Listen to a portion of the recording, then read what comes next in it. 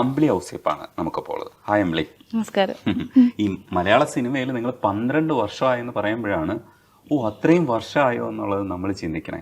ഇപ്പോൾ ഒരു 120ഓളം സിനിമ കഴിഞ്ഞു എന്ന് പറയുമ്പോൾ വിശ്വസിക്കാൻ പറ്റുന്നില്ല. കാരണം ഫേസ് രജിസ്റ്റർ ചെയ്യുന്ന കഥാപാത്രങ്ങൾ കുറച്ച് കുറവാണ്. എനിക്ക് തോന്നുന്നു ജൂനിയർ ആർട്ടിസ്റ്റ് ആയിട്ടാണ് വന്നത്. ഒരുപാട് വർഷം ചെയ്തു. അങ്ങനെ എനിക്കൊരു 2-3 സിനിമ മാത്രമേ അങ്ങനെ ജൂനിയർ ആർട്ടിസ്റ്റ് ആയിട്ട് ചെയ്യേണ്ടി വന്നുള്ളൂ. പിന്നെ എല്ലാം 1-2 ഫ്രെയിമിൽ വരുന്നതാണെങ്കിലും കഥാപാത്രങ്ങളായിട്ടാണ് ചെയ്യാൻ പറ്റിയത്. അതൊരു ഭാഗ്യമായിട്ട് തന്നെ കരുതുന്നു. പുഴുവില് മമ്മൂക്കയുടെ അടുത്ത് നിൽക്കുന്ന സമയത്ത് നിങ്ങളുടെ കഥാപാത്രം തന്നെ ഭയങ്കര വിധേയത്വമുള്ള കഥാപാത്രമാണ്. രണ്ടുപേരും അതെ അവിടുത്തെ പണിക്കാരാണ്.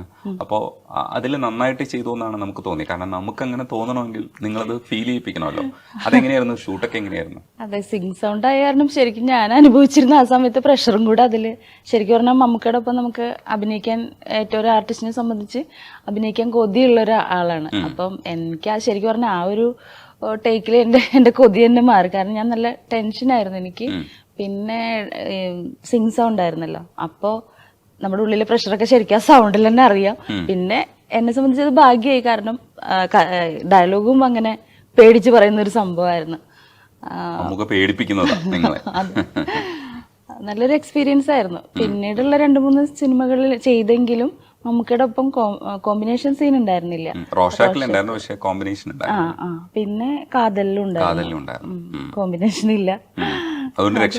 രക്ഷപ്പെട്ടെന്നല്ല, ഇനിയും ഒരുപാട് അഭിനയിക്കാൻ ഭാഗ്യം ഉണ്ടാവട്ടെ എന്ന് തന്നെ പ്രാർത്ഥിക്കുന്നു.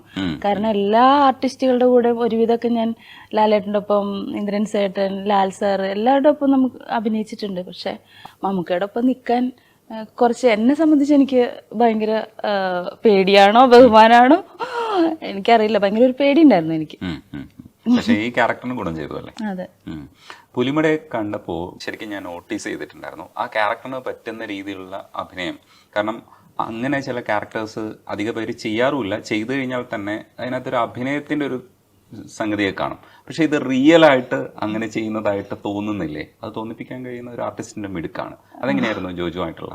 അങ്ങനെ ഒരു കഥാപാത്രത്തിന് വിളിച്ചു. അപ്പൊ ഒരു മടി ഉണ്ടായിരുന്നു അങ്ങനെയുള്ളത് എടുക്കണോ വേണ്ടയോ. പക്ഷെ ഓപ്പോസിറ്റ് ജോജു ആണ്.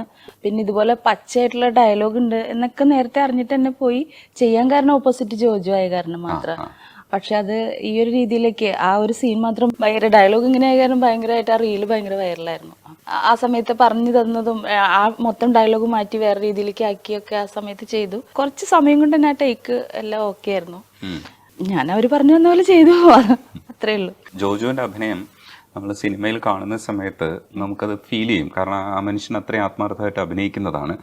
എനിക്ക് ആ സിനിമയിലും അയാളുടെ അഭിനയം ഭയങ്കര രസമായിട്ടായിരുന്നു. അത് ആ സീനിൽ പ്രത്യേകിച്ച് നിങ്ങളോട് വന്ന് ചോദിക്കുന്നത് അയ്യോ അയാൾ എന്തൊരു പാവമാണ് എന്ന് നമുക്ക് ഫീൽ ചെയ്യുന്നത്. അതിൽ പലതരത്തിൽ നമ്മൾ ആ ക്യാരക്ടറിനെ വ്യാഖ്യാനിക്കേണ്ടതുണ്ട്. പക്ഷെ ആ സീനെ സംബന്ധിച്ചിടത്തോളം അയാൾ എന്ത് പാവമായിട്ടാണ് ചോദിക്കുന്നത് എന്ന് ചോദിക്കില്ലേ, അത് മനസ്സിലാക്കാൻ പറ്റുന്ന ഒരു ഇന്നസെൻസ് ഉണ്ട്. അത് സിനിമ ചെയ്യുന്ന സമയത്ത് അമ്പിളിക്ക് അങ്ങനെയായിരുന്നോ ഫീൽ ചെയ്തത്? അതേ സിനിമ തിയേറ്ററിൽ കാണുമ്പോഴാണോ? ഇല്ല, എനിക്ക് മറ്റുള്ള കാര്യം അതിന്റെ ബാക്കി സ്റ്റോറി ഒന്നും അറിയില്ല. ആ ഒരു സിറ്റുവേഷൻ മാത്രമേ നമുക്ക് പറഞ്ഞു തന്നിട്ടുള്ളൂ. അപ്പോൾ എനിക്ക് അറിയില്ല, കൂടുതൽ ആ സമയത്ത് അറിയില്ല. പക്ഷെ സിനിമ കണ്ടുകൊണ്ടിരിക്കുമ്പോഴാണ് ഞാനും ഇത്രയൊക്കെ. പിന്നെ അതുപോലൊരു സിറ്റുവേഷനിൽ ജോജു ബൈക്ക് എടുത്ത് ഇങ്ങനെ വരുന്നുണ്ട്. അപ്പൊ അതുവരെ എനിക്കറിയില്ല. വീടിന്റെ മുമ്പിൽ ചവിട്ടിയപ്പോഴാണ് ഈശ്വര അടുത്ത സീൻ അങ്ങനെ. പക്ഷെ അത് ഭയങ്കരമായിട്ടുള്ളൊരു സീനിലാണ് ആ സീൻ വന്ന് കയറിയിരിക്കുന്നത്. അപ്പൊ അതെനിക്ക് ഭയങ്കരമായിട്ട് സന്തോഷമായി. ഒരിക്കലും പ്രതീക്ഷിച്ചില്ല ഇങ്ങനെ ഒരു സിറ്റുവേഷനിലാണ് ഞാൻ അവിടെ വരുന്നതെന്ന് പോലും എനിക്കറിയില്ല. അത് രസമുള്ള ഒരു പരിപാടിയാണ്. തിയേറ്ററിൽ അത് അങ്ങനെ എക്സൈറ്റ്മെന്റോട് കൂടി കാണാൻ പറ്റും. ഈ കാറ്റിലും ഇതേ തരത്തിലുള്ള ഒരു ക്യാരക്ടറായിരുന്നു. എനിക്ക് തോന്നുന്നു അതിന്റെ സ്റ്റോറി അനന്തപത്മനാഭനാണ് എഴുതിയിരിക്കുന്നത്. നമ്മുടെ അരുൺകുമാർ അരവിന്ദിന്റെ സിനിമ കാറ്റിലാണ് ആദ്യം വരുന്നത് അല്ലേ? അതെങ്ങനെയായിരുന്നു കാറ്റിലേക്ക് എത്തുന്നത്? കാറ്റിലേക്ക് ഞാൻ തുടക്കം ജൂനിയർ ആർട്ടിസ്റ്റ് ആയിട്ട് 1-2-3 പടം ചെയ്തു. അതിനുശേഷം പ്രൊഡക്ഷനിൽ നിന്ന് ഇങ്ങനെ വിളിച്ചിട്ട് ഒറ്റ ഫ്രെയിമാണ്. അപ്പൊ ആദ്യമായിട്ടാണ് ഞാൻ ഈ ഒരു ഫ്രെയിമിൽ മുരളി ഗോപിയുടെ ഒപ്പമുള്ള കോമ്പിനേഷനാണ്. എങ്ങനെയൊക്കെ അറിഞ്ഞു. ശരിക്കും പറഞ്ഞാൽ ഒന്നും സിനിമയെ പറ്റി അറിയാതെ നമ്മളൊരു നാട്ടിൻപുറത്തുനിന്ന് ചെന്ന് അവർ പറയുമ്പോൾ എവിടെ നോക്കണം എന്ന് പോലും അറിയില്ല. ക്യാമറ എവിടെയാണ് നമുക്കൊന്നും അറിയില്ലാതെ എന്റെ ഫസ്റ്റ് ഫ്രെയിമാണ് മുരളി ഒരെണ്ണൊക്കെ ഉള്ളൂ. അഭിനയിച്ചതിൽ നാടകം മാത്രമേ എനിക്ക് പറയാനുള്ളൂ. അതില് ഒരു 100ഓളം സ്റ്റേജ് ചെയ്തിട്ടുണ്ട്. 100 സ്റ്റേജ്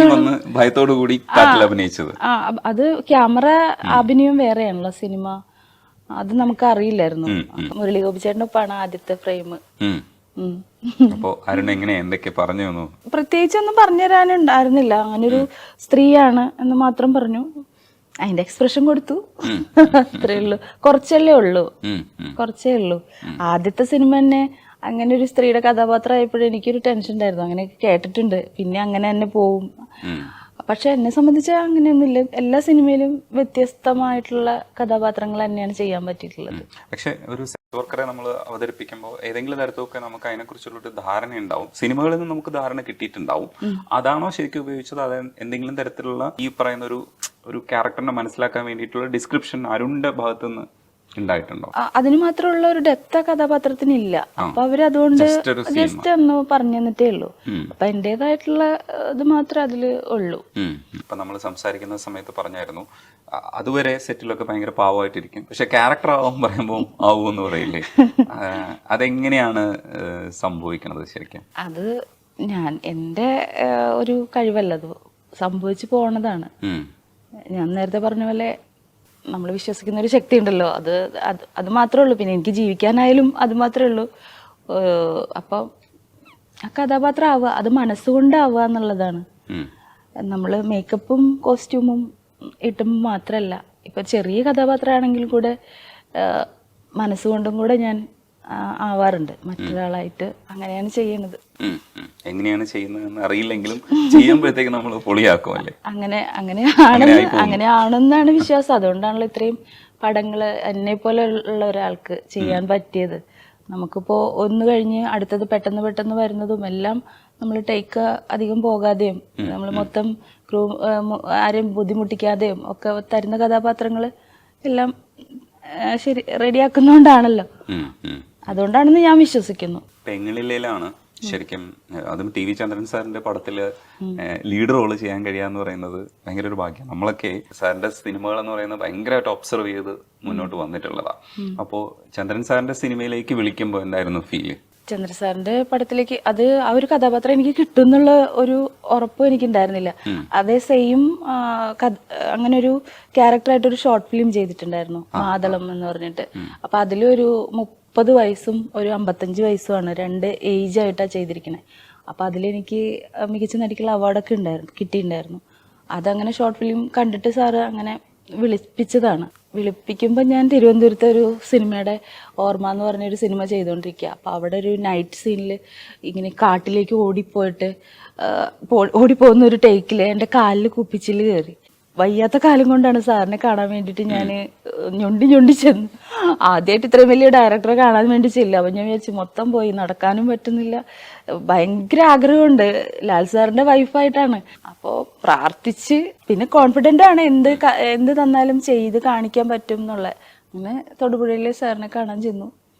സാറ് പറഞ്ഞു ഈ ഒരു വേഷം പറ്റില്ല, ഞാനെന്തോ മിഡിയോ എന്തോ ആണ് ഇട്ടിട്ടുണ്ടെങ്കിൽ ഒരു സാരി ഉടുത്തിട്ട് വാന്ന് പറഞ്ഞു. അപ്പം എൻ്റെ ലഗേജിൽ സാരി ഉണ്ടായിരുന്നു. അപ്പം ഞാൻ പറഞ്ഞു സാറേ എൻ്റെ ഒരു പഴയ സാരി ഉള്ളൂ. ഇതിൽ പിന്നെ ഭയങ്കര കഥാപാത്രമാണ്, ഉള്ളത് തന്നെ ഉടുത്തിട്ട് വാന്ന് പറഞ്ഞു. അങ്ങനെ സാരി ഉടുത്ത് വന്ന് കണ്ടപ്പോൾ ഓക്കെ ആണെന്ന് പറഞ്ഞു. ടി വി ചന്ദ്രൻ സാറിനെ എനിക്ക് നേരിട്ട് പരിചയമില്ല, അതുകൊണ്ട് ചോദിക്കാം, കണ്ടിട്ടൊക്കെ ഉള്ളൂ. അപ്പോൾ എങ്ങനെയായിരുന്നു സാറിന്റെ ഒരു ഇത് എന്ന് വെച്ചാൽ ലെജൻഡറി ഡയറക്ടേഴ്സ് ആകുമ്പോഴത്തേക്കും നമുക്ക് ഭയങ്കര പേടിയുണ്ടാവും, പക്ഷെ അവരുടെ ഒരു ബിഹേവിയർ ഒക്കെ ചിലപ്പോൾ നമ്മളെ കോൺഫിഡൻസ് കൂട്ടും. എങ്ങനെയായിരുന്നു സാറിന്റെ ഒരു സെറ്റിലെ ഒരു ബിഹേവിയർ ഒക്കെ? സാറ് തുടക്കം എന്നെ ആ ഒരു മേക്കപ്പിലൊക്കെ കണ്ടിട്ട് എന്നെ ഇങ്ങനെ കെട്ടിപ്പിടിച്ച് ചേർത്ത് പിടിച്ചു. ഞാൻ കൂളായി. ഈശ്വര, നമുക്ക് അതാണല്ലോ ഒരു ഡയറക്ടറുമായിട്ടുള്ള ഒരു ഇത് കിട്ടിക്കഴിഞ്ഞാൽ നമ്മൾ ഭയങ്കരമായിട്ട് ഫ്രീ ആവും. അങ്ങനെ സന്തോഷമായിട്ട് ഫസ്റ്റ് തന്നെ ടേക്കിന് തന്നെ ക്യാമറയുടെ മുമ്പിലേക്ക് ചെന്ന് തുടങ്ങിയപ്പോൾ തന്നെ അവിടെ ചീത്ത വിളിച്ച് അതോടെ മൊത്തം പോയി എൻ്റെ. പിന്നെ എനിക്ക് ഒന്നും ചെയ്യാൻ പറ്റില്ല. അന്ന് മൊത്തം ശരിക്കും ഇങ്ങനെ ഒരു പാറ പോലെ നിൽക്കുക, ശരീരം ബോഡി ലാംഗ്വേജേ ഇല്ല എനിക്ക്. സാറ് ആ പറഞ്ഞാലും മൊത്തം എൻ്റെ പോയി. രാത്രി സാറ് ഇവരെ തന്നെ വെച്ച് ചെയ്യണോ എന്ന് ആലോചിച്ചു എന്ന് ഞാൻ അറിഞ്ഞു. അത്ര എനിക്ക് പറ്റുന്നില്ല. സാറിൻ്റെ ഒരൊറ്റ ചീത്ത കേട്ടതാ. പിന്നെ ഒരു 10-15 ദിവസത്തോളം എനിക്ക് ഷൂട്ട് ഉണ്ടായിരുന്നു. അതിനൊക്കെ സാറ് പിന്നെ മനസ്സിലായി, സാറ് പെട്ടെന്ന് ദേഷ്യപ്പെട്ടാലും അപ്പം തന്നെ അതേപോലെ മഞ്ഞു പോലെ കൂളാവും സാറ്. ചില ടേക്കുകൾ കഴിഞ്ഞ് വന്നിട്ട് പിന്നെയും നമ്മളെ സന്തോഷിപ്പിക്കും, ചീത്ത പറയും. നമ്മളെ വീട്ടിലെ എനിക്ക് അങ്ങനെയൊക്കെ തോന്നി, അച്ഛനെ പോലെ. അതുപോലെയാ, നല്ലൊരു വാത്സല്യവും. അന്ന് അപ്പം തന്നെ പെട്ടെന്ന് തന്നെ ചൂടാവുകയും ചെയ്യും. ഭയങ്കര ഒരു എക്സ്പീരിയൻസ് ആയിരുന്നു.